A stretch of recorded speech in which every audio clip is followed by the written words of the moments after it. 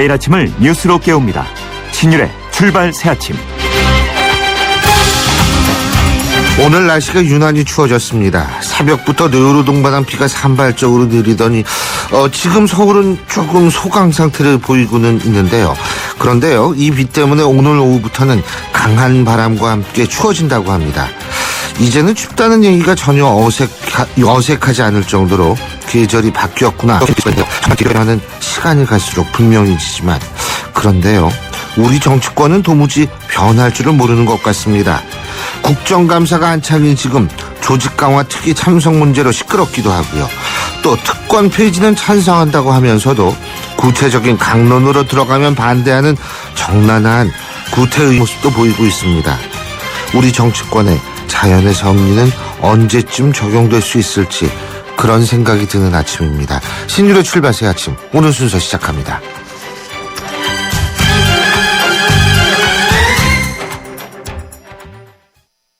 움직인다. 오늘의 상상을 한 걸음 앞선 도전으로, 내일 더 필요한 일에 변함없는 신념으로, 그렇게 오늘을 움직이고 내일을 키운다. 에너지를 움직이다. 내일을 키우는 에너지, 한화. 송일국입니다. 프로바이오틱스 고를 땐 두 가지만 기억하세요. 위에서는 쥐락 잡아주고, 장에서는 펴락 풀어주고, 세계인의 장을 쥐락 펴락 수출하는 프로바이오틱스. 세계가 주목하는 데는 이유가 있겠죠. 쥐락 펴락 히오락. 건강기능식품 더 나은 미래의 시작. 장사가 잘 돼야 좋죠. 중소기업은 기술이 생명이죠. 나만의 창조가 신한을 만나면 나라의 창조가 됩니다. 서민도 중소기업도 행복해지는 창조적인 생각, 누가 하고 있습니까? 신한은행. 뉴스를 읽어드립니다. 뉴스를 보여드립니다. 뉴스를 들려드립니다. 최영일의 뉴스 매거진.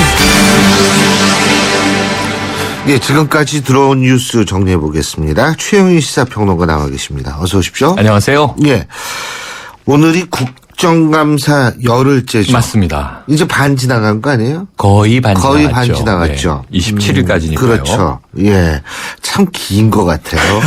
길게 느껴집니다. 아니 이게 정말 막 이 컴팩트하고 이게 쫙쫙 나가면은 네. 벌써 반 지나갔네. 맞습니다. 이렇게 생각할 맞습니다. 텐데 뭐 맨날 하는 얘기 똑같고 재탕 삼탕 얘기 나오고 작년에 했던 얘기 올해 또 나오고 그렇죠. 이러니까 이제 반 지나갔나? 맞습니다. 이런 그러니까 생각이 들어요. 졸속과 파행 예상된 일이었죠. 예, 그런데 예. 이제 세월호 국감이다. 혹은 지금은 또 사이버 검열로 시끄러운데요. 네. 이게 좀 영화로 비유한다면 지지부진하고 있는 거죠. 네. 그렇죠. 근데 이게 오늘 카피는 그래서 뭐예요? 오늘 카피는 지지부진입니까? 아니에요? 판도라입니다. 판도라. 네. 지금 저희 YTN TV에서 판도라 얘기하고 있는데. 네. 어제 나온 뉴스인데요. 네, 맞습니다. 이게 판도라의 상자, 그리스 신화에 나오는 얘기입니다만 판도라 TV죠. 우리나라는 해킹당했는데요.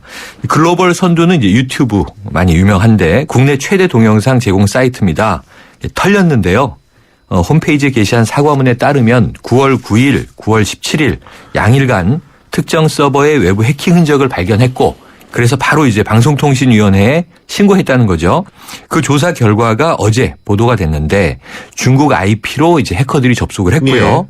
11만 4,707건의 개인정보를 빼내갔다. 그래서 생각보다 적다, 전 이렇게 생각했어요. 예. 왜냐하면 카드사 개인정보 유출 그렇죠. 1,000만 건 이상, 1,500만 건 이러니까 예.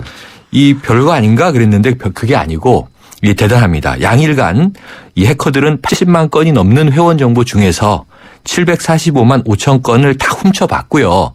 이 중에 선별하고 골라서 11만 4천 건을 빼간 거니까 더 이상하죠, 사실은. 아니 근데 이 친구들이 뭘 기준으로 11만 4천 건만 그게 빼갔나? 궁금합니다. 예? 범인을 잡아야 알 수 있겠죠. 그걸 또 어떻게 처리했는지. 그렇군요. 네. 근데 이게 중국 IP로 털었다면 찾기 힘들 텐데. 근데 사실 우리가 맨날 얘기하는 게 IT 강국이다 이런 그렇습니다. 얘기를 하는데 맨날 그 유저들, 사용자들은 왜 맨날 이런 공포에 떨어야 돼요? 털리고 이게 또 강국이 아니지, 털립니다. 이러면. 그렇죠. 그러니까 이게 참 답답한데요. 방통위는 이제 피해 최소화를 위해서 개별 통보를 해야 되는 거 아닙니까? 당신의 지금 아이디와 개인정보가 그렇죠. 털렸습니다. 이거 알려줘야 되는데 지금 업체는 조회 방법 안내를 제대로 하지도 못하고 이 고객센터 이메일을 통해서 문의를 하면 답변을 해주겠다. 지금 이런 이제 고지 상태라고 해서 예. 사업할 때와 이런 사고가 났을 때를 보면 태도와 능력이 참 천양지차예요. 이게 사업하고 영업할 때는 뭐든지 다 해드리겠습니다. 예. 우리는 완벽합니다. 이렇게 얘기를 그렇죠. 했는데 정작 사고가 나면 이건 정말 영세기업만도 못한 예. 대응들을 우리가 당하고 있기 때문에 안 그래도 국감에서 이제 세월호 공방은 지지부진한 가운데 야당은 지금 사이버 검열에 화력을 집중하는 모양새거든요. 그런데 이런 일이 이제 또 터져서 이 판도라가 어떤 판도라를 열게 될 것인가. 이 신화에서는 원래 판도라 상자가 열리면 안 좋은 게 나왔지 않습니까? 원래 안 좋은 게 나오죠. 모든 게 열리면. 근데 참 그 우리 사회가 투명해지고 있어요. 이렇게 나쁜 쪽으로는. 예? 훨훨 날아다니는데 그렇죠. 진짜 투명해져야 될 정치권은 점점 불투명해지고 맞습니다. 이게 투명해지지 말아야 될 거는 투명해지고 있으니 이게 참 그렇습니다. 그래서 예. 이게 판도라 상자에서요. 죽음, 질병, 질투, 증오 이런 게 나왔다고 신화에 나오는데 예. 깜짝 놀란 판도라가 뚜껑을 덮어버려서 나오지 못한 하나가 희망이었다. 아. 이렇게 이제 전설에는 전해집니다. 갑자기 문학적으로 되네. 예, 슬프고 예. 안타까운데요. 요즘 남북 관계에서도 전격적으로 이 판도라가 열릴 것이냐 말 것이냐 이제 이런 조짐이 예. 있는데 어제 이제 남북 장성급 군사 접촉이 있었습니다. 북측 대표가 이제 김영철 정찰 총국장 이 천안함 때 등장했던 이름이어서 이 긴장을 했는데 맞습니다. 어제 5시간 동안 회담을 하면서 분위기는 그렇게 험악하지 않았다고 해요. 예. 하지만 이제 이 입장은 평행선을 그었다. 예. 그래서 이 북측의 요구는 북측이 만나자고 이제 7일 날 그렇죠. 전해왔다고 하는데 이 대북 전단 살포 중단해라. 언론을 포함해서 비방 중상 중지해라. 또 이제 이 서해 경비 자기네들이 얘기하는 개선에 건 아니죠. 남측 함정 진입 금지해라. 요 세 가지인데 자기네들도 비방 중상 많이 하는 것 같은데. 하고 있죠. 예. 많이 하죠. 노동신문을 통해서도 많이 하고요. 조선중앙방송은 입에 담지 못할 얘기도 하는 것 맞습니다. 같습니다. 참 그래서 남의 얘기하고 어쨌든 있네요. 우리 측은 마침 이제 김영철이 나왔기 때문에 예. 천안함에 대한 사과 필요하다. 오이사 조치 해제 문제 언급이 된 것 같은데 입장은 좁히지 못했다고 하지만 제가 지금 보기에는요. 이게 회담이 보통 예. 북한 측이 자신들의 요구가 관철되지 않으면 박차고 나가거든요. 예. 근데 5시간 동안 회담이 진행된 점 등 보면 지금 바로 어제 또 통일부가 이 10월 30일에 2차 고위급 회담 하자라고 제안을 하지 않았습니까? 예. 정지 작업 수순이 아니었을까?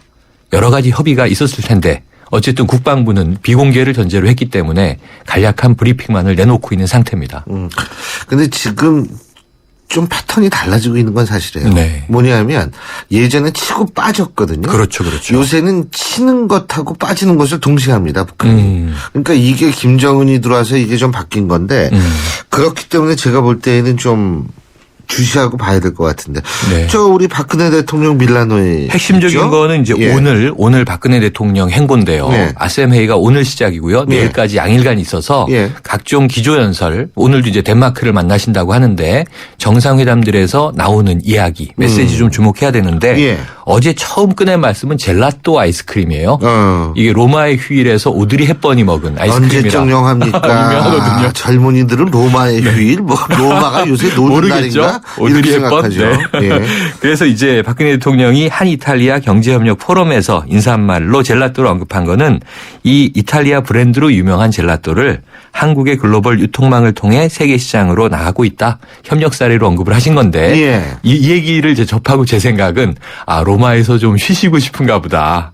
로마의 휴일에 오드리 헵번을 떠올리신 게 아닐까 이런 생각으로 이제 추정을 해봤습니다. 아, 그렇군요. 머리가 아프시겠죠. 여러 예. 가지로.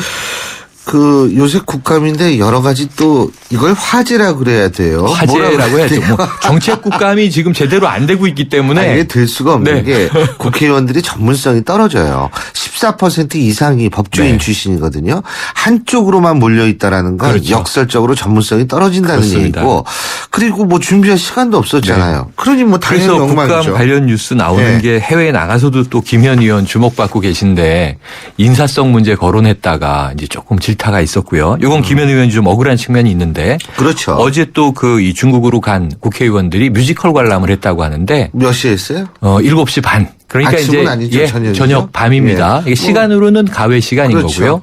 뭐 출장 끝나고 예. 보실 수 있는데 어쨌든 이게 근데 외통위 그 위원들 돈을 돈을 자비로 냈느냐, 그렇습니다. 아니면은 이게 우리 세금으로 냈느냐가 국회 핵심이죠. 출장비로 갔든 해외 주재 공관에서 됐든 공비로는 안 된다. 안 되죠. 사비로는 모르지만 그렇죠. 이게 우리 입장이죠. 예, 맞습니다. 권영세 대사가 어떻게 사비로 털었는지 모르겠지만. 그거 좀 밝혀져야 될 것 그러면 같습니다. 만일 그걸 우리 세금으로 뮤지컬 받다면 그건 문제가 되죠. 이 근면왕조라는 그렇게 우리 네. 국회의원들이 문화에 충실하고 문화적으로 생기진 않았는데. 예. 그거 뭐 개인 취향이니까요. 네. 겉과 속이 다를 수 있을 수도 있으니까. 근데 이게 예. 어마어마한 뮤지컬이랍니다. 저도 너무 보고 싶은데요. 장혜모 감독의 이제 이 근면왕조. 근데 이걸 뭐 뭘 보시고 뭘 느끼시고 뭘 국정에 반영하실지 지켜봐야 될 것 같습니다. 느낀 거 뭘 느끼는지 전 그 사람들하고 별 상관이 없으니까 그건 그 사람들 몫인데 네. 돈이 어디서 났는지는 밝혀야 됩니다. 그래서 아까 말씀드린 대로 세월호 국감 지지분이다다 말씀드렸는데요. 이 농해수위에 출석한 이주영 해수부 장관의 사과, 예. 실종자 수색 계속 최선을 다하겠다. 이게 좀 진정성이 와 닿았고요. 그 외에는 지금 김석균 해경청장 이런 사건에 대비한 구조훈련이 없었다. 또 오늘로 예정되어 있는 이준석 선장 증인 출석 아마 불출석할 것으로 예상이 됩니다. 예. 이런 등등 해서 오늘이 세월호 참사가 발생한 지 정확히 6개월 되는 날입니다. 그렇지만 그렇죠. 우리는 진실을 밝히는데 국회 국조특위도 한번 실패했고 국정감사도 별로 진도 나가는 거 없고 좀 답답한 국면입니다. 그 어제 국정감사장에서 발표된 바에 따르면은 대통령한테 보고는 2시 근 한 3시 정도까지. 네, 어제 저 3시 황찬영 무렵까지. 감사원장 예. 이 질의에서 대통령이 나왔죠. 결국은 잘못된 보고를 받고 있었다라는 얘기가 나온 것 같은데. 그래서 야당은 바로 김기춘 비서실장 직무유기 아닌가 이런 얘기 질타가 지금 나왔습니다. 뭐 제가 볼 때는 그게 김기춘 비서실장만의 문제는 아니죠. 자꾸 네. 그쪽으로 모든 거를 몰아가는 거는 저는 문제 해결에 전혀 도움이 안 될 것 같고 이 기회에 모든 이 사실 비상시에 있어서의 매뉴얼을 좀 점검해야 되지 않을까 하는 맞습니다. 생각이 듭니다. 오늘 어떤 노래 들을까요? 자, 오늘 좀 이제 참담한 날이고요. 날씨도 굳고 그런데 노래만은 희망적으로 MC 스나이퍼가 부르는 할 수 있어. 비극을 극복해 나가야죠. 할 수 있어. 희망을 우리는 판도라의 네, 그럼요. 상자에서 오늘 끄집어내야죠. 아침인데 우리 네. 모두 할 수 있습니다. 네. 세상을 바꿀 수 있습니다. 오늘 말씀 여기까지 듣죠. 고맙습니다. 네, 고맙습니다. 예, 지금까지 최영희 시사평론가였습니다. 따스한 하늘 깨고 아늑한 둥지 위로 펼쳐진 미지의 땅 그곳으로 방향키를 잡고 앞서 떠난 그를 따라 하늘을 날 수 있을까 난 별들을 벗어만 멍든 마음을 달랜다 힘줄과 뼈가 굶주려 낼 수 없는 나에게 세상은 비웃으며 포기하라 하는데 지평선 저 넘어 흐르는 강을 건너 드넓은 대지를 걷고 걸어 그곳에 가고 싶어 할 수 있어 갈 수 있어 날 수 있어 그간이 망한 모든 것을 이뤄내고 싶어 여전히 현실의 벽은 남지만 굳게 마음을 가져봐 잃어가는 자신감 두 발로 굳게 잡는다 나 비속을 뚫고 달릴 자신이 없어 밤새 애써봐도 애써가기도 어두가 맞서기 힘들어 끝내고 있는 눈물 거센 바람에 날려보내며 저기 떠오르는 태양 위로 높이 날아올라 할 수 있어 그곳에 갈 수 있어 기상의 날개 펴고 저 하늘을 날 수 있어 끝까지 가보겠어 나에게 꿈이 있어 이제와 뒷걸음치면서 포기할 수 없어 나는 할 수 있어 갈 수 있어 날 수 있어 세상의 그 무엇도 나를 묶어둘 수 없어 끝까지 가보겠어 나에게 꿈이 있어 이제와 뒷걸음치면서 포기할 수 없어 무한 경쟁에서 살아남으로 퍼덕이는 날개지 그 무엇이 우리를 이토록 허덕이게 하는지 인생이란 시험지와 오답뿐인 답안지 좌절 뒤에 바라본 미친 뼈가 아름답겠지 확신보다 의구심이 늘어나는 건 왜지 건전지처럼 방전이 된 마음 때문이겠지 질투할 수 여러분은 지금 대한민국 유일의 보도 채널 YTN 뉴스 FM에서 보내드리는 신율의 출발 새 아침을 듣고 계십니다.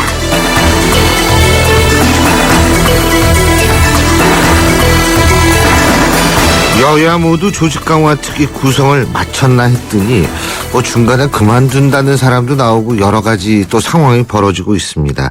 특히 새정치민주연합의 조직 강화 특위는 우리가 좀 주목해 볼 필요가 있는데요.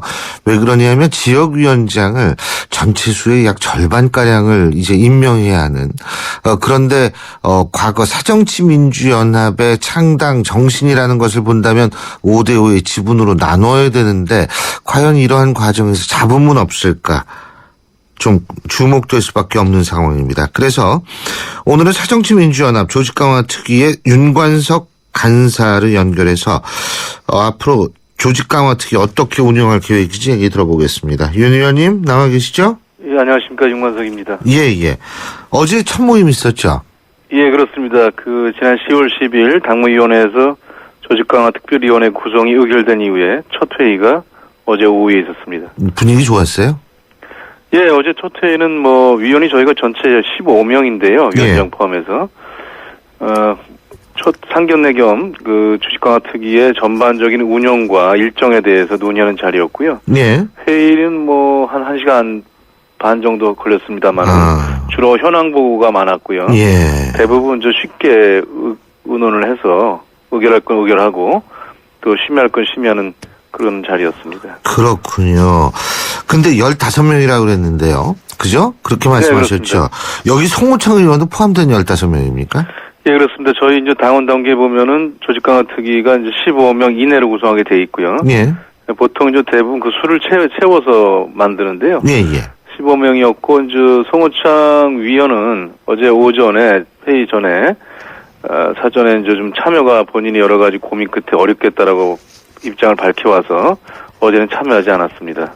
근데 언론 보도에 보니까 본인의 고민이 아니라 안철수 의원이 부정적인 의견을 제시해서 그만둔 것처럼 나왔더라고요.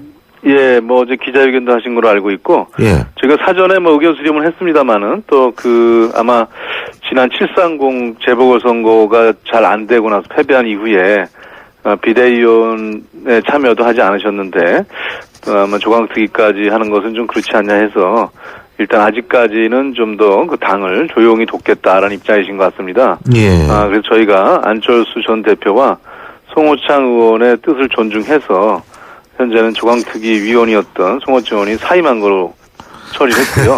예. 예, 다시 또 추가 보임에 대해서는 아직 얘기하지 않았습니다. 예. 이게요, 뭐 그렇게 참 반성하는 뜻에서 그렇다는 해석도 가능하겠지만 또 다른 쪽에서는 이렇게 해석하고 있거든요. 5대5의 지분 맞죠? 아니, 그거는 이제 지난번 저희가 3월 2일 날 김한길 안철수 대표께서 이제 합당 선언을 하고 예. 할 때 뭐 그런 얘기가 나왔던 것 같은데 예. 그러고 나서 6개월 정도 지나지 않았습니까? 예. 그 선거도 있었고 그 과정에서 예. 이번에 조직 강화 특위를 뭐 5대5로 지분 나눈다 이런 것에 대한 얘기는 전혀 없습니다. 그렇죠. 바로 네. 그 부분 때문에 안철수 의원이 예? 뭐 그런 얘기도 안 나오고 할 수도 없는 상황 같은데 여기 괜히 송호창 의원 참여시켰다가 들러리만 서주고 약속도 못 지키는 거 정당성만 부여해 주는 것 아닌가 이래서 참여 안 했다 이런 해석도 가능한 거 아니겠어요? 뭐 그런 얘기도 나오시긴 하는데요. 예. 그건 좀 너무 공학적인 해석인 것 같고 안철수 전 대표께서 그동안 새정치를 추구해 왔고 또 그를 위해서 노력해왔던 연장선상에서 봤을 때는 730 보궐선거 패배에서 대표로서 공동대표로서 책임을 지고 사퇴하셨고 그러니까 아직도 반성 중이기 때문에 네, 아직도 이제 더 그런 깊은 부분에 반성을 하기 위해서 참여를 안 했다. 예, 그렇게 보여지는 거로 저는 해석하고 있습니다. 아름다운 모습입니다. 근데 예. 지금 어떻게 보세요? 조직 강화 특위 같은 경우엔 계파의 나열이다. 이런 얘기들이 나오던데. 그것도 부정하시는 겁니까? 예, 그렇게만 볼 수 있는 건 아니고 저희가 이제 뭐 그런 측면으로 이렇게 해석한다면 약간은 그런 단초도 있습니다만 그걸 뭐 아주 없다라고 부인하지 않겠습니다만 예. 주로 큰 틀은 저희가 246개 그 지역위원회가 있는데요. 예. 그걸 요번에 이제 새로 다 구성해야 됩니다. 뭐 절반만 하는 게 아니라 전체를 다 짜야 되고요. 예. 물론 그 중에 이제 109군데는 현역 의원이 이제 직전 지역위원장으로 있던 지역입니다. 예. 하지만 여기까지를 포함해서 246개를 이번에 새로 지역위원장을 선출하는 그런 조직 강화 특위고요. 그래서 저희가 이제 구성할 때 기본 축을 시도당 사정을 잘 아는 예. 전직 직전 시도당 위원장 출신들로 많이 짰습니다. 뭐 예를 든다면은 서울시당 위원장을 했던 오영식 의원이라든가 경기도당 위원장을 했던 김태년 의원, 충북도당 위원장을 했던 변재일 의원은 충청권, 뭐 이런 식으로 또 전남도당 위원장을 직전에 했던 이윤석 의원, 뭐 이런 식으로 저희가 짰기 때문에요. 기본적으로는 시도당을 사정을 잘하는 시도당 위원장을 배치를 하고 또 이렇게 해서 앞으로 우리의 혁신의 방향 중에 하나가 분권인데 지방자치에 이렇게 결합시킬 수 있는 그런 지역분들하고 그 다음에 저희가 이제 전직 사무총장 출신들을 배치를 좀 했습니다. 당을 네. 잘 알기 때문에 김영주 의원도 한때 이제 전직 총장 출신이고요. 또 주승용 의원도 직전 사무총장 출신이고 하기 때문에 이런 분들을 이제 모셔갖고 중앙특위 구성했다 이렇게 말씀드리겠습니다. 예. 근데요, 뭐 이게 지나치게 정치 공학적 접근이다라고 또 말씀하실 수도 있지만 외부에서 보는 건 이렇거든요. 조직 강화 특위가 중요하거든요. 이 네. 중요한 이유가 왜 그러냐면 실제적으로 내후년에 총선이 있죠. 그리고 내년 초에 당권이 있죠. 그러면 그 다음 해에는 대선이 있지 않습니까? 네. 그런데 사실 조직 강화 특위가 어떻게 인적 분포가 어떻게 되느냐에 따라서 이 당권을 지나서 총선을 지나서 대권까지 이어지니까 이게 결국 그런 거 아니겠어요? 그죠? 예, 그렇습니다. 그러니까 예. 정치 그룹 간의 어떤 입장을 좀 대변하실 분들을 전혀 고려 안 했다 이렇게 하면 좀 그렇죠. 맞지 않겠죠. 그래서 그런 하지만 의미에서 아까 안철수 의원 같은 경우에 여기서 빠진다라는 것이 반성한다고 빠진다라고 단순하게 볼 수 없는 이유가 바로 거기 있는 거 아니겠어요? 예, 그런 부분들은 저희가 또 그 직접 참여를 안 한다 하더라도 다양한 방식으로 그 적절하게 그런 논의 과정에서 저희가 지역위원회 안배 방식이 아니라 다 공모를 하게 되거든요. 오늘부터 이제 저희가 접수를 받는데요. 어제 공모를 해서. 예. 다음 주 화요일까지 5일간 공모를 받습니다. 인터넷으로 받고 또 우리 당원들한테도 자문자로 알리게 되는데요. 그런 과정에서 능력 있고 또 적합하신 분들에 대해서는 다 배려를 해서 또 저기가 그렇죠. 선출할 거라고 생각합니다. 예. 근데 이제 사실 이른바 친노라고 불리우는 그쪽 계파 말고요. 다른 쪽 계파 사람들이 볼 때는 이게 불안할 거라고요. 왜냐하면 그 국감장에서도 심지어 사정치민주연합 어떤 의원 그런 얘기 하지 않았습니까? 빨리 문재인 의원이 대통령이 되셔서 이런 표현한 거 아시죠? 아니 근데 제가 볼 때는 이제 당에는 어떻든 정치적 입장을 함께하는 그룹들이 있는 거는 뭐 정당 정치에 다 있는 현상이고요. 그렇죠. 뭐 저희 당도 예외는 아니지만 뭐 계파주의가 이제 리더십이 약화되면서 다소 이제 강화되는 경향도 있습니다만은 모든 사안이 다 계파로 해석될 수 있는 것은 아니거든요. 근데 이 사안은 계파적 사안이 될 수 있는 거 아닌가요? 뭐 그런 면도 있지만 예. 당이라는 게 이제 항상 선거를 치를 준비 체제를 갖추는 것이기 때문에 예. 조직 강화 특위를 이번에 처음 만드는 것도 아니고 예. 또 이게 공천하고는 좀 다르거든요. 공천심사위원하고. 물론 그래서 그렇죠. 여기에서는 이제 다양한 저희들이 그동안 해왔던 경험과 매뉴얼이 있습니다. 예. 절차와 또 어떤 기본적인 보편적 기준과 객관적 평가의 과정들이 있기 때문에 뭐 얼토당토한 사람들이 예를 들면 위원장이 된다든지 또 전혀 부적격한 사람이 된다 이런 경우는 거의 없습니다. 그래서 예. 그런 과정을 거쳐 나가면서 그러면서도 이제 정치적 의견 함께하는 그룹들의 여러 가지 또 세력 관계나 이런 것들이 뭐 일정 반영은 되겠습니다만 예. 주축은 제가 말씀드린 대로 이 구성 자체도 시도당 경험이 있거나 전직에 당무 경험이 많은 분들이 왔고 뭐 그런 분들이 각각의 이제 어떤 입장을 대변하시는 것들로 이제 또 한축에서는 함께 이제 포함할 수는 있겠습니다만은 오로지 개파 한 배로만 한 것은 아니라는 것을 강조드리겠습니다. 예. 그러면 우리 윤관석 의원께서 보실 때요. 네. 이 조직 강화 특위라는 것이 결국 지금 완전히 거의 난파 상태에 있는 사정치민주연합을 다시 한번 끌어올리겠다. 이런 계기도 될 수 있는 건데 제일 큰 문제가 뭐라고 생각하십니까? 그렇습니다. 이제 문희상 위원장께서도 말씀하셨듯이 이제 저희가 기본 당무위도 구성을 했고요.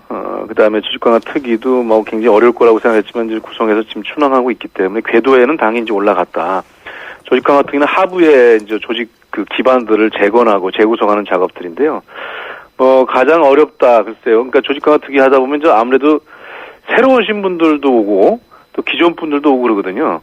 예. 그랬을 때 이런 것들을 우리 당이 현재 처한 상태와 또 앞으로 나아갈 방향과 당원의 요구 또 국민의 요구들을 잘 융합해서 결정해 나가는 과정들, 이런 과정들이 뭐 사람을 고르는 과정이기 때문에 쉽지만은 않습니다. 그러나 생산적인 그 진통이라고 생각하고 그런 부분들을 잘 처리해 나가야 될 것입니다. 네. 그런 과정을 통해서 사정치민주연합이 이런 모습을 가져야 한다. 어떤 모습을 가져야 한다고 보세요? 새정치민주연합은 현재 지지자 그룹들을 갖다가 일단 마음을 다시 당 중심으로 모으는 게 가장 선결적이라고 생각을 합니다. 당이 이제 지도력이 약화되고 선거에서 패배하고 또 다소 혼란스러운 모습을 보이면서 지지자들이 이제 당 주변에서 많이 흩어졌었거든요. 일단은 기초와 중심을 강화해야 되기 때문에 당의 당원들이라든지 또 하부를 떠받치고 있는 지지자들이라든지 이런 분들을 중심으로 해서 이번 조직 강화 준비할 때 함께 그 당 주변에 다시 묶어 세우는 작업이 필요하고요. 그 다음에 조직위원장이 거기에서 리더가 되는 거죠.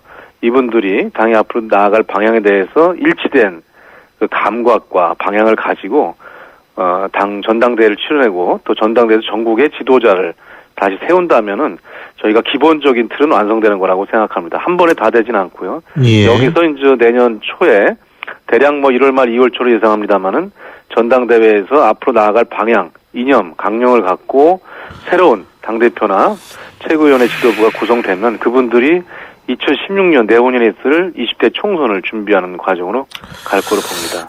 이론적으로는 참 완벽하고 그대로 딱딱딱딱 맞아 떨어지면 참 좋을 텐데.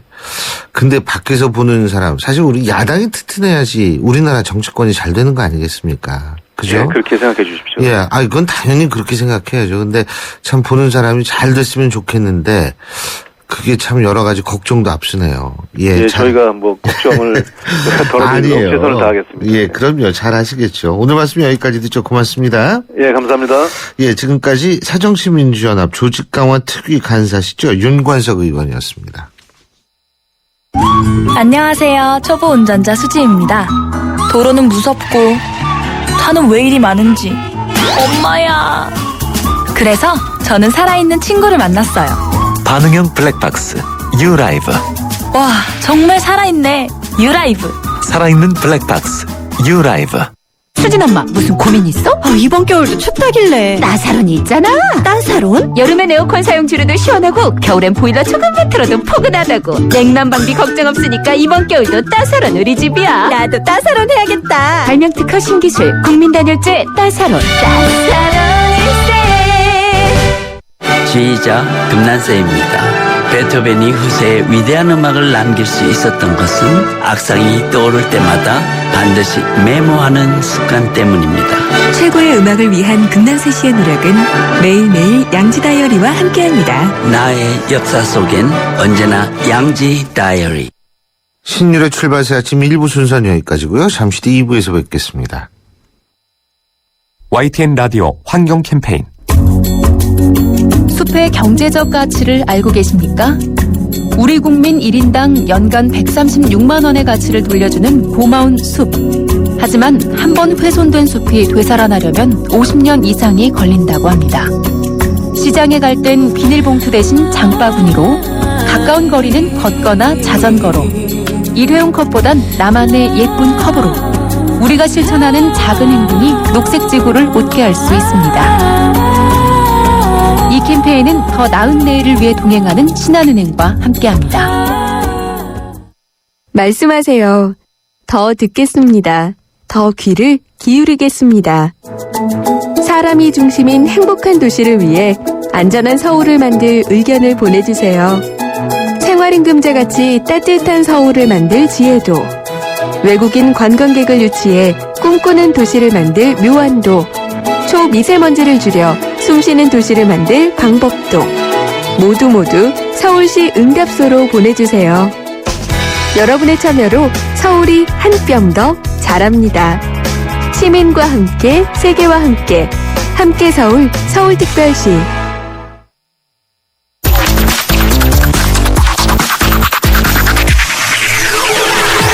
신율의 출발 새 아침. 신율의 출발새 아침 2부 순서 광고 듣고 시작합니다.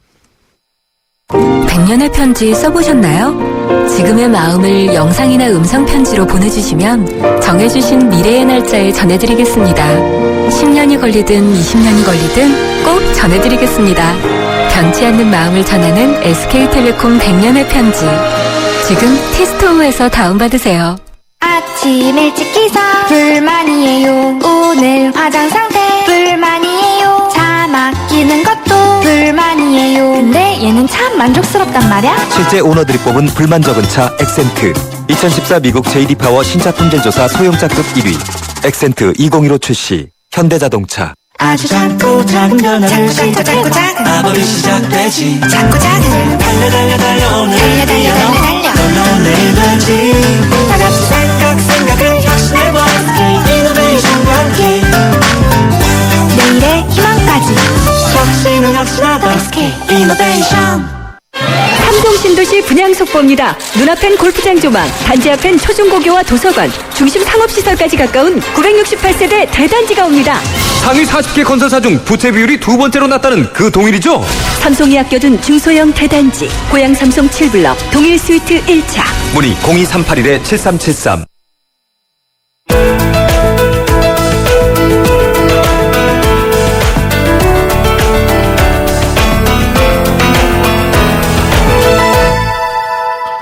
서울 지하철역의 지하수 고갈이 심하다고 합니다. 위례시민연대가 서울시가 제공한 자료로 인용해서 발표한 내용인데요. 올해 들어서 부쩍 도심 지역에서 갑자기 땅에 구멍이 생기는, 그러니까 이른바 싱크홀이 많이 발생을 했는데, 이 전문가들이 그 이유를 찾아봤더니 노후하수관과 지하수 유출이 가장 큰 원인이었다고 하는데, 이러다가 지하철역 주변에 큰 싱크홀 생기는 거 아닌가, 이런 걱정들을 많이 할 수밖에 없는 상황인 것 같습니다. 그래서 이 문제를 제기한 위례시민연대 이득형 이사 연결해서 자세한 입장 들어보겠습니다. 이 이사님 안녕하세요. 예, 안녕하십니까. 예, 우선 말이에요. 우리 청취자 여러분들이 아니 지하철 예전엔 지하철 역사에서 그 지하수 뿜어내고 그랬잖아요, 물을. 그렇죠? 네. 근데 이게 고갈이 되면 이게 왜 문제인지, 오히려 펌프질 안 해가지고 더 좋은 거 아니냐 이렇게 생각할 수도 있거든요. 그 이유 좀 설명해 주시죠. 그 간단한 겁니다. 예. 지하수 이제 그 지하수 아래 지하에는 이제 지하수 길이 있지 않습니까? 예. 거기 예를 들어서 1000톤이 흐르다가 예. 이 고갈되거나 뭐 한 10톤이 흐른다라고 하면은 공간이 거기에, 생긴다. 예, 당연히 거기에 지하 공동화 현상이 생기는 거죠. 아니 비누 현상이 생기는 거죠. 예. 그럼 당연히 집안이 약화가 되는 거죠. 아하. 그래서 이제 공간이 생겨가 이게 푹 꺼질 수 있다 이거죠. 네? 당연한 거죠. 네, 그게 이제 우리가 싱크홀이라고 얘기하는 그런 현상이 나타날 수 있다. 네. 그러면 서울시 지하철역 지하수 감소량 이게 얼마나 심각합니까? 서울시가 자체 발표한 조사 보고서에 따라도 지난 13년간 지하철역 주변의 수위가 약 1.7m 정도 하강한 거로 나타나는데, 이건 다른 지역의 3배 달합니다. 이번 저희 자료 조사에서도 보면 2005년에서 올해 상반기까지 8년 6개월간 1일 하루 지하수 유출량이 1000톤 이상 감소한 역이 서울시에서 거의 한 20개 역이 되고요. 가장 많이 감소한 역은 5호선 양평역인데 하루 4,791톤이나 감소한 걸로 조사됐습니다. 그 4,791톤 이게 퍼센테이지로 따지면 어떻게 됩니까? 절반 이상이 되나요? 이 양평역에서요? 예. 양평역에서 어느 의미죠? 전체 양에서 말하는 그렇죠. 겁니까? 원래 있었던 양 대비 이 줄은 양이 어느 정도 줄었느냐, 퍼센테이지. 거의 이게 지금 원래는 이게 거의 9,000톤이었습니다. 그러니까 한 반으로 뚝 떨어진 절반 거죠. 정도, 한 50% 정도 준 거로 봐야죠. 아예 마른 데도 있다며요, 지하수가. 그렇죠. 거기는 아예 뭐 고갈되었죠. 20군데는요. 그거 참. 근데 이렇게 왜 갑자기 이렇게 지하수가 고갈된 거죠? 그거는 뭐, 지금 대책 없이, 사실 이 공사를 하거나 지하철을 건설하거나 대형 건물을 할 때 사실 지하수 길도 하나의 생명체로 보고 그대로 우리 혈관을 이어주듯이 연결을 해줘야 되는 건 당연한 거잖아요. 그런데 이거를 끌어버리고 올리니까 물을. 그거 문제되고요. 서울시 같은 경우는 대부분이 또 아스팔트 길이다 보니까 그렇죠. 물이 그대로 땅 속에 스며들지 못하고 있어요. 하수관을 통해서 처리됐다는 거죠. 이러한 문제들이 문제되는 거죠. 근데 서울시는 뭐라고 얘기하던가요? 그 원인은 뭐라고 생각한대요? 서울시는 늘 그랬습니다. 그래서 처음 제가 이걸 2005년도에 문제를 제기했을 때도 2005년도에 하셨었죠. 그때 오세훈 서울시장 당시죠, 그때가. 네, 그렇죠. 예. 오래전부터 이 지하수 유출 문제를 제기하셨죠, 우리 이사님이. 예. 그 당시에도 저는 이게 집안 침마 사고가 종종 언론에 보도됐었습니다. 예. 그때마다 이제 언론을 보면 서울시는 그건 수도관 파열이 원인이다. 예. 뭐 이렇게 봤는데요. 저는 그렇게 보지 않고 서울시 각 역에서 유출되고 있는 지하수가 문제 있을 거다. 그래서 그때 처음 이제 지하수량을 의심하고 조사했죠. 예. 그리고 이제 그거에 대해서 엄청나게 지하수가 펌프로 올려지고 있다는 사실을 알고 깜짝 놀랐습니다. 그래서 이제 오세훈 시장뿐만 아니라 최근에도 이제 박원순 시장에게도 이 문제를 알렸어요. 예. 그렇지만은 그때나 지금이나 똑같은 말이었어요. 서울시 지층은 대부분 화강암층이기 때문에 지하수가 아무리 많이 유출되어도 집안은 안전하다. 이런 아니한 답변을 받았죠. 근데 참 재미있는 거는 올해 2월 달에도 제가 이 문제를 제기했습니다. 지하수 유출에 대한 안전 대책이 없이 9호선 건설을 강행하는 거는 문제 있다. 했더니 이번에도 서울시는 그 보도 자료로 9호선은 실드 공법으로 지하수 유출 저감 대책을 세워서 시공하고 있으니 걱정하지 마라. 라고 서울시 홈페이지에 반박 보도 자료까지 냈었습니다. 그런데 결국 6개월 후에 무슨 일이 생겼습니까? 이런 싱콜이라고 하는 대형 사고가 생기지 않았습니까? 예. 야, 그거 참 그래도 박원순 시장의 서울시는 시민운동가 출신이셔가지고 귀가 이렇게 참 열려 있을 것 같았는데 이런 저도 같은 시민운동가로서 상당히 존경하고 늘 이렇게 관심을 갖고 좀 도와드리려고 그래서 좀 애를 써왔는데 이 문제만큼은 좀 이렇게 좀 가볍게 생각하지 않으셨냐. 글쎄요, 이거 아니 근데 이게 사실은 이렇게 막 구멍 뻥뻥 뚫리고 이러면 그거 무서워. 아니요, 저도 사실 차 몰고 가다가 갑자기 확 꺼지면 어떡하나 이런 공포심이 들 때가 가끔 있거든요. 차를 몰고 가다가 보시면요, 이게 그 포트홀이라든가 뭐 집안 치마가 있어서 이렇게 땜방 처리를 한 데가 있어요. 처리. 근데 또 가다 보면 또 이게 또 빠진 경우 또 이게 치마가 돼가지고요. 그죠. 또 있는 게 있어요. 근데 그게 자꾸만 그 지하철 주변, 도로에 지하수관이 그 타열이 돼서 그렇다라고 보는데 근본적인 것은 그 아래 벌써 지하 공동화 현상이 생기기 때문에 그걸 또 파헤치고 또 이렇게 땡지를 해도 계속 생기는 거죠. 그래서 근본적인 원인은 바로 이 무분별한 지하수 개발, 지하수 유출에 있다. 저는 그렇게 보고 있습니다. 그리고 지금 우리 이 이사님은 위례시민연대신데 위례 신도시에서부터 신사역인가요? 강남구 신사. 이 또 하나 뚫잖아요. 그 경전처리가 지하로. 그죠? 진행되고 있습니다. 진행되고 있죠. 그거 또 뚫면은 그 근처 또 그렇게 되는 거 아니에요? 아주 걱정이네요.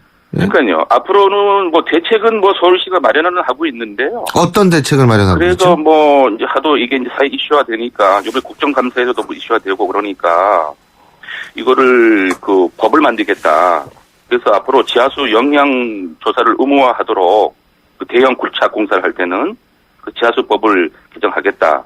지하철 등 대규모 공사장 주변에 지하수 관리를 강화하겠다라든가 일일 100번 이상 이렇게 대량의 지하수량이 유출되는 시설물을 관리를 강화하겠다는데 이런 그 경고를 이러한 주문을 제가 벌써 그때 8년 전에 했었던 거예요. 근데 이제 와서 이제 문제 되니까 좀 늦지 않았나 싶네요. 아니 그리고요. 지금 일단 고갈된 데는 어떻게 해야 되는지 그 대책을 마련해야 되는 게 서울시의 지금 책임 아닙니까? 네, 그렇죠. 지금 이게 이번 조사에서 지하수 감수량이 100톤 이상 역들이 대부분 5, 6, 7호선들입니다. 지하수 고갈역도 대부분이 5, 6, 7호선들이고요. 그에 대한 오리분석이 지금 안 되고 있고요. 그리고 포트홀, 그러니까 집안 치마 도로 함몰 현상이 자주 많이 생기는 곳이 또 3호선이에요. 3호선 그 독립문역에서 불광역 사이에 가장 많이 도로 함몰이 생기는 거로 이제 조사되고요. 제가 거기 그 지하철 타면은 지나만 다니는데 학교 갈 때. 이번 조사에서 지하수 유출량이 좀 적다 하는 2호선에서도 도로 함몰이 적지 않게 발생해요. 그럼 이거는 벌써 오래 전에 다 이게 유출이 돼서 생긴 현상이 아니냐. 이런 것들이 좀 전반적으로 제대로 좀 시민들이 안심할 정도로 좀 연구가 투명하게 좀 돼야 됩니다. 그렇죠. 그리고 일단은 그렇게 고갈이 되고 집안 치마 현상의 가능성이 엿보이는 곳에서는 지금이라도 대책을 세워야지 더 큰 사고를 예방할 수 있는 거 아니겠어요? 좀 아니한 자는 아직도 좀 긴장을 안 하고 있는 것 같아요. 관계 당국이요. 이 부분에 대해서도 좀 철저하게 좀 싱크홀 분에 대한 이제 컨트롤 타워가 없다는 게 큰 문제인데요. 이거 좀 이 문제에 대해서 좀 제대로 전문가 양성이 좀 필요하다 보거든요. 그리고 또 더욱이나 우리 시민단체에서 뭐 늘 하는 그런 뭐 업무 추진비 공개라든가 무슨 회계서를 공개라든가 이런 차원과 다른 거예요. 지금 이건 시민의 생명과 직결되는 정보예요. 이런 거는. 그렇죠. 그래서 그런 걸 투명하게 솔직하게 공개해야 됩니다. 돈이 들면 시민들 설득을 해서 먼저 우선 편성하면 되는 거고 또 연구 과정에서 문제가 있으면 다 공개하고 시민들에게 같이 좀 이 문제를 우리가 같이 한번 논의해 보자라고 하는 열린 마음이 좀 있어야 됩니다. 예. 아니 서울시 같은 경우에는 싱크홀이라는 단어 자체에 대한 거부감이 있는 것 같더라고요. 예? 그러니까 이제 뭐 용어를 다르게 하는데 중요한 거는 뭐 어떤 용어로 쓰든 간에 이게 만일 현실로 닥칠 수 있는 위험성이 있다면 거기에 대해서 마땅히 대응을 해야겠죠. 근데 조금 진짜 좀 더 적극적인 좀 자세가 필요하지 않나 이런 걱정이 되네요. 예. 때문에 롯데 지금도 지금 현재 진행 중인 그 잠실 제1롯데 그 안정성 연구 용역도 뭐 내년 초에 나온다 그러는데 벌써 그 나오기 전에 불신이 커요. 예. 그게 뭐 자기네끼리 다 하는 거 아니냐. 뭐 이런 의미가 그런 의심이 있고요. 서천동 시골과 관련해서 보여준 서울시 관계자들의 그 책임 회피성 태도 이런 게 시민들이 매우 걱정하고 실망하는 부분 아닙니까? 예. 이런 게 빨리 좀 시정이 되어야 됩니다. 예, 잘 알겠습니다. 오늘 말씀 여기까지 듣죠. 고맙습니다. 예, 감사합니다. 예, 지금까지 위례시민연대 이득형 이사였습니다. 특별한 브랜드에는 그 특별함을 증명하는 스페셜 에디션이 있습니다. 프루지오에는 서밋이 있습니다. 아무나 누릴 수 없는 프루지오의 최상위 주거 브랜드. 오직 서초와 용산에서만 만날 수 있습니다. 놓칠 수 없는 절정의 가치. 프루지오 서밋 대우건설. 마케팅 인사이트 국산차 고객 만족도 AS 부문 3년 연속 1위 기념 쉐보레의 혜택. 스마트 최대 3년 무이자 또는 1% 초저리 할부. 차종에 따라 최대 150만 원 할인. 말리부 캡티베 구매 시 최대 3년 무이자 할부. 전시장 및 홈페이지 참조 10월 31일까지 일부 모델 제외. Chevrolet Find New Roads. 의정부의 금강 펜테리움 센트럴파크에 새바람이 불어옵니다. 도봉선역까지 연결되는 BRT 개통 예정. 수변공원, 천보산의 푸른 자연과 전세대 4베이, 판상형 설계로 공간의 여유까지. 10월에 찾아옵니다. 밀라기지구 금강 펜테리움 센트럴파크. 문의 1899-7566. 두통 탈출 펜잘쇼. 시댁이 옆집으로 이사 왔어요. 아 머리야. 시댁엔 애교로 절, 두통은 펜잘로 절. 아, 잘하면 풀리는군요. 두통에 절, 빠르게 절, 펜잘이 딱인 거죠. 상이통엔 펜잘 레이디. 양치를 할 때 문지 반짝반짝 톡톡톡 마사지해요. 이 치는 아픈 잇몸에 직접 착용합니다. 잇몸 치료와 양치를 한 번에 바꾸면서 치료하는 잇몸약 이치 부채표 동화약품. 신율의 출발새 아침 2부 순서는 여기까지입니다.